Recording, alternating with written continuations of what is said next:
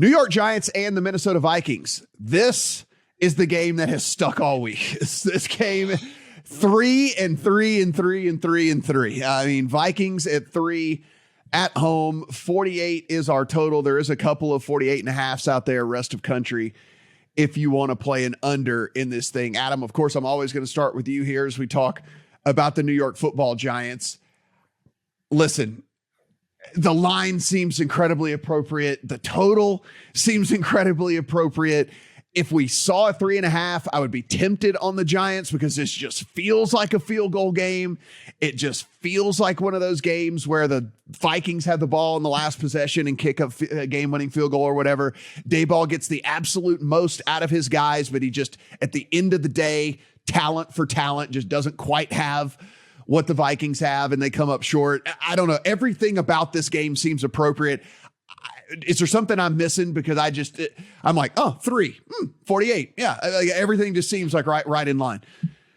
No, you're not missing anything. I will counter the concept of talent for talent by saying that when these two teams played a couple of weeks ago, the Giants outgained the Vikings 6.7 to 5 yards per play. So even with Justin Jefferson having 12 catches and TJ Hawkinson having 13, the Giants still managed to move the football fairly effectively for their part on the other side. The only way I could tell someone to play this game, and I did not play this game on the spread especially, the only way would be to take the 3 with the New York Giants because of the way they played them the last time these two teams got together. And you have to look at the injury report for this game in particular. Obviously, you always want to check it, but this game in particular, there are some massive, massive situations for both of these teams. Start on the Giants side.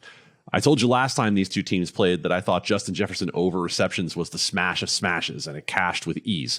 Now, this game, Dory Jackson is supposed to be back. And I'm not going to try to make a Dory Jackson out to be James Bradbury or Sauce Gardner, but he's a lot better than anyone the Giants threw out there in that meeting 2 weeks ago. So Dory Jackson's going to play if you read all of the tea leaves from the Giants. They're also going to get Leonard Williams and Azeez Ojulari back. And if you look at what the line has been for the Giants, the front four has been very effective over the second half of the season. Mm-hmm. Dexter Lawrence, if you are anywhere on social media, you have seen someone cutting up Dexter Lawrence destroying Kirk Cousins a couple of weeks ago. Dexter Lawrence, Leonard Williams, Azeez Ojulari, and Kayvon Thibodeau have become a formidable front four for the New York Giants. Now, Kirk Cousins' numbers don't change significantly under pressure or versus the blitz. It's not a situation where you say, oh my God, he gets so much worse. But you certainly can understand people who have concerns about A, primetime Kirk, and B, needing to rely on Kirk. The Giants' defense against the Minnesota Vikings offense, I think, is actually where this game will be won or lost. I trust in Daboll and Mike Kafka being able to come up with a way against a terrible, terrible Minnesota defense to be able to move the ball. Now, you said injury report. Garrett Bradbury is trending toward playing for the Minnesota Vikings, and that makes a massive difference for them in the middle of that offensive line. As is Harrison Smith. Also, that will make a big difference if Harrison Smith is able to go in the back end for the Vikings. So, but I think it comes down to Minnesota's ability to keep Kirk Cousins clean and to be able to avoid the pressure from the Giants. The only two ways I would look at this game, and I'm not playing either of them, would be to take the points for the Giants, and I would be inclined to look over 48.